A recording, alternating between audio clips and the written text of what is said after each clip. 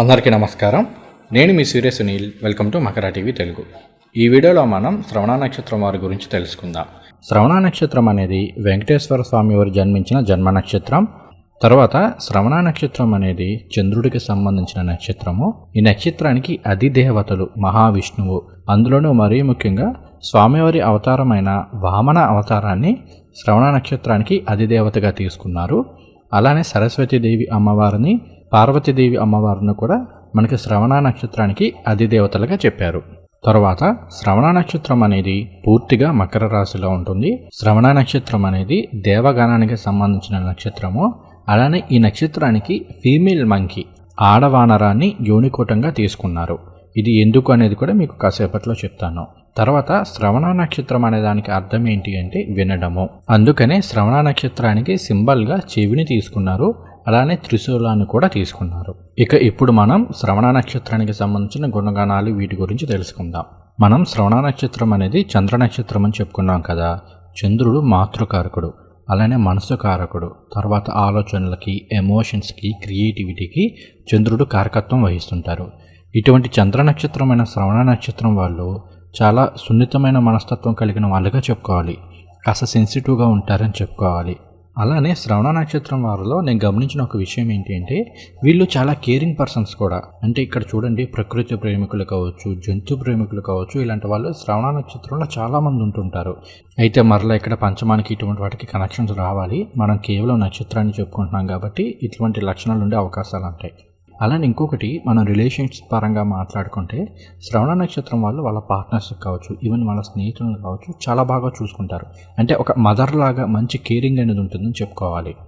తర్వాత శ్రవణ నక్షత్రానికి మహావిష్ణువు కూడా అధిదేవతగా ఉన్నారు కాబట్టి సహజంగా శ్రవణ నక్షత్రం వాళ్ళు ధర్మబద్ధంగా ఉండడానికి ఎక్కువగా ప్రయత్నం చేస్తూ ఉంటారు.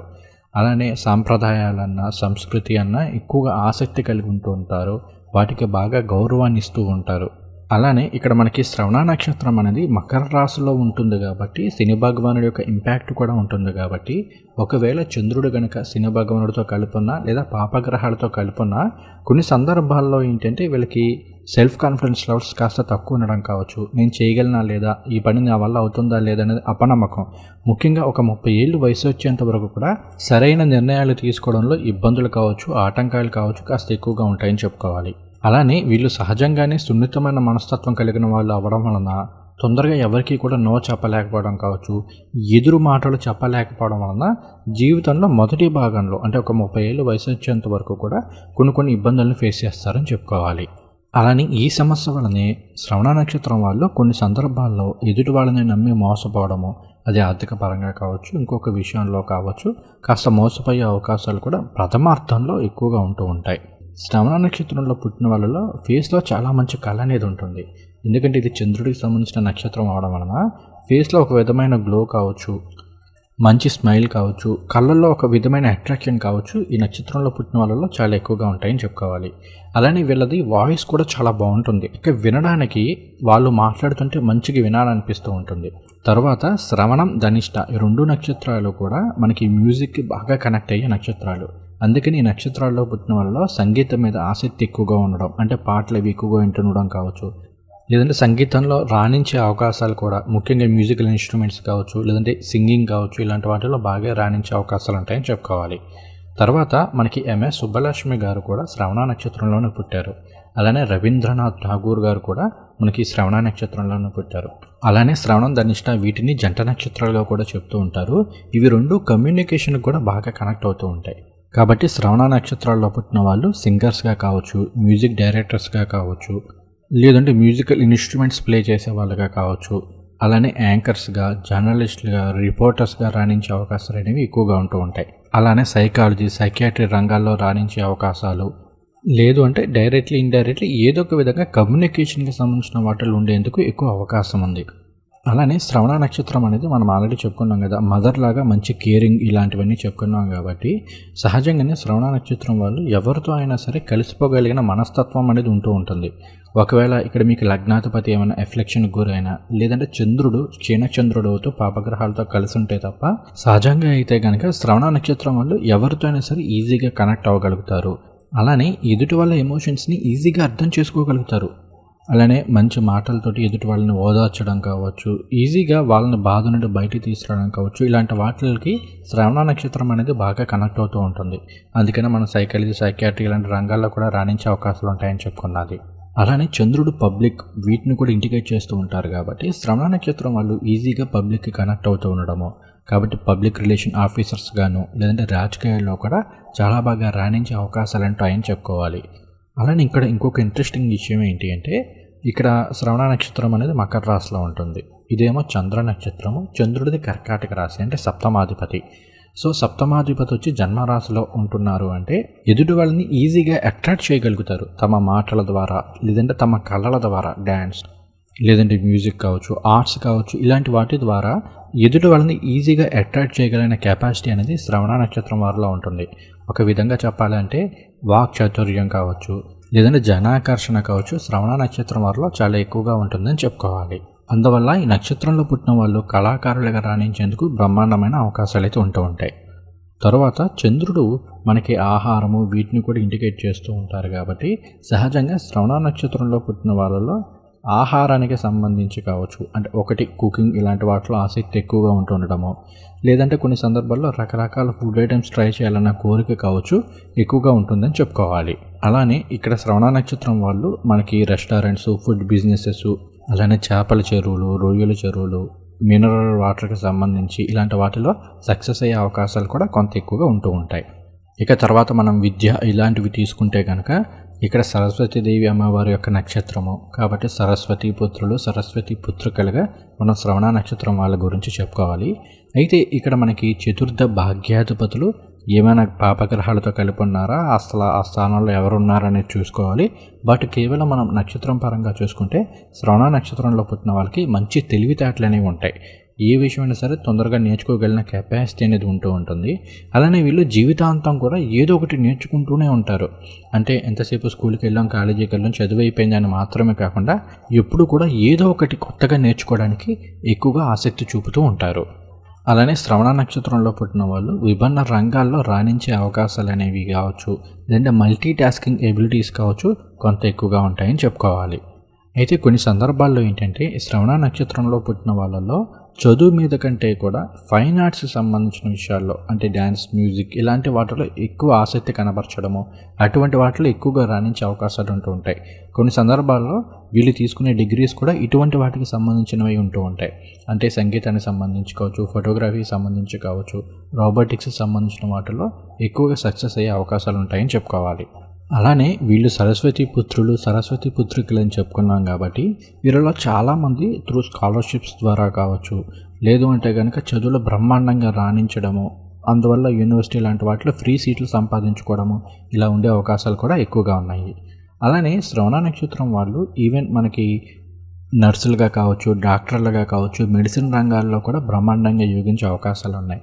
కొన్ని సందర్భాల్లో ఇక్కడ మనకి రాహు కానీ, దశమాధిపతి కానీ, షష్టాధిపతి కానీ శ్రవణ నక్షత్రంలో ఉంటూ వీళ్ళకి రాహుకేతువులతో ఏమైనా కనెక్షన్ వస్తే అటువంటి సందర్భాల్లో ఏంటి అంటే మనకి హీలర్స్గా ఇలాంటి వాటిల్లో రాణించే అవకాశాలు కూడా ఉంటాయని చెప్పుకోవాలి.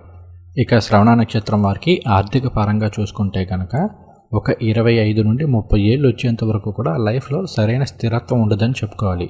ముఖ్యంగా ఏంటంటే ఎర్లీ స్టేజ్ ఆఫ్ లైఫ్లో ఎదుటి వాళ్ళని నమ్మి మోసపోవడం కావచ్చు, కొన్ని సందర్భాల్లో స్టాక్ మార్కెట్లు ఇలాంటి వాటిలో డబ్బులు పెట్టి పోగొట్టుకోవడం కావచ్చు, ఇలాంటివి ఉండే అవకాశాలు ఉంటాయి. ఒక్కసారి 30 ఏళ్ళు దాటిన తర్వాత నుండి 30 నుండి 45 మధ్యలో వీళ్ళకి జీవితంలో ఆర్థికపరమైన విషయాల్లో చాలా మంచి స్థిరత్వం అనేది లభిస్తుంది. ముఖ్యంగా 30 ఏళ్ళు దాటిన తర్వాత నుంచి జీవితంలో మంచిగా వృద్ధిలోకి రావడము, కెరీర్ పరంగా మంచి ప్రోగ్రెస్ వచ్చే అవకాశాలు ఉంటూ ఉంటాయి. 45 దాటిన తర్వాత చూసుకుంటే మాత్రం ఇంకా బాగుంటుందని చెప్పుకోవాలి.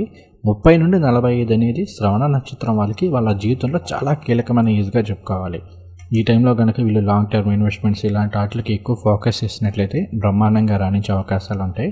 అలానే మకర రాశికి మామూలుగా 32 ఏళ్ళు మెచ్యూర్ ఏజ్గా చెప్తారు కాబట్టి ఒక 32 ఏళ్ళు వచ్చేంత వరకు కూడా శ్రవణ నక్షత్రం వారికి ఆర్థికపరమైన విషయాల్లో కాస్త హెచ్చు తగ్గులు ఉంటాయని చెప్పుకోవాలి. ముఖ్యంగా వీళ్ళకి ఏంటంటే కుటుంబ బాధ్యతలు కావచ్చు, లేదంటే ఇన్వెస్ట్మెంట్స్లో ఇలాంటి వాటిలో రాంగ్ నిర్ణయాలు తీసుకోవడం ద్వారా కావచ్చు, వీళ్ళకంటే కూడా ఎదుటి వాళ్ళకి వీళ్ళు డబ్బులు ఎక్కువగా ఖర్చు పెట్టడము, ఎదుటి వాళ్ళని నమ్మి మోసపోవడం ద్వారా ఆర్థికపరమైన విషయాల్లో కాస్త హెచ్చు తగ్గులనే ఉంటాయి. 32 ఏళ్ళు వయసు దాటిన తర్వాత నుండి ఆర్థిక పరంగా స్థిరత్వం లభించే అవకాశాలు ఉంటాయి. ఈ టైంలో కెరీర్లో మంచి గ్రోత్ రావడానికి కూడా అవకాశం ఎక్కువగా ఉంటుందని చెప్పుకోవాలి. తర్వాత స్నేహితులు, ప్రేమ, వివాహము ఇలాంటి విషయాల గురించి తెలుసుకుందాము. ఇక్కడ మనం చూసుకున్నట్లయితే సప్తమాధిపతి చంద్రుడు అవుతూ ఉంటారు. సో వీళ్ళు ఎదుటి వాళ్ళని ఈజీగా అట్రాక్ట్ చేయగలుగుతారు. ఇంతకుముందే మనం చెప్పుకున్నట్టు వీళ్ళ మాట తీరు ద్వారా కావచ్చు, వీళ్ళ స్మైల్ కావచ్చు, లేదు అంటే కనుక వీళ్ళ కేరింగ్ మెంటాలిటీ కావచ్చు, ఎదుటి వాళ్ళని ఈజీగా వీళ్ళకి దగ్గర చేస్తూ ఉంటుంది. అలానే కుటుంబపరమైన విషయాల్లో కావచ్చు, వివాహపరమైన విషయాల్లో కావచ్చు వీళ్ళకి చాలా వరకు పాజిటివ్గానే ఉంటుందని చెప్పుకోవాలి. అయితే కొన్ని సందర్భాల్లో వీళ్ళ స్టబ్బోర్న్ మెంటాలిటీ, ఎందుకంటే శని భగవానుడి యొక్క ఇంపాక్ట్ కూడా ఉంటుంది కాబట్టి కొన్ని సందర్భాల్లో మొండితనం ఎక్కువైపోయి వీళ్ళు ఇంకా నేను తగ్గను, నేనెందుకు తగ్గాలనే మెంటాలిటీ ద్వారా కొన్ని సమస్యలను కొని తెచ్చుకునే అవకాశాలు ఉంటూ ఉంటాయి. బట్ చాలా వరకు ప్రేమ సంబంధించి కావచ్చు, లేదంటే వైవాహిక జీవితం కావచ్చు శ్రవణ నక్షత్రం వారికి చాలా అనుకూలంగా ఉంటుందని చెప్పుకోవాలి. అలానే కుటుంబ బాధ్యతలను వీళ్ళు నెరవేర్చడంలో కావచ్చు వీటన్నిటి పరంగా పాజిటివ్గా ఉంటుంది. అయితే ఇక్కడ మనం మహిళలకి పురుషులకి వేరువేరుగా చెప్పుకోవాల్సి వస్తే, పురుషులు ఏంటి అంటే యారోగెన్స్ ఇలాంటి వాటి వల్ల డిస్టర్బ్స్ని ఫేస్ చేస్తే, మహిళలు ఏంటి అంటే ఎక్కువగా మూడ్ స్వింగ్స్ ఎక్కువగా ఉంటూ ఉండడము, సరైన విధానంలో ఒక్కోసారి చెప్పాలనుకున్నది చెప్పలేకపోవడము ఇటువంటివి కావచ్చు. లేదు అంటే కనుక నేను ఏదైనా చెప్తే మా ఆయన ఏమనుకుంటారో, లేదంటే మా బాయ్ ఫ్రెండ్ ఏమనుకుంటాడో అని చెప్పేసి సెన్సిటివ్ విషయాల్ని దాచివేయడం ద్వారా కావచ్చు ఈ రిలేషన్స్లో ఇలాంటి వాటిలో కొంత ఇబ్బందులను ఫేస్ చేసే అవకాశాలు ఉంటాయి. కాబట్టి ఏదైనా సరే ఓపెన్గా ఎక్స్ప్రెస్ చేయడానికి ప్రయత్నం అయితే చేయండి.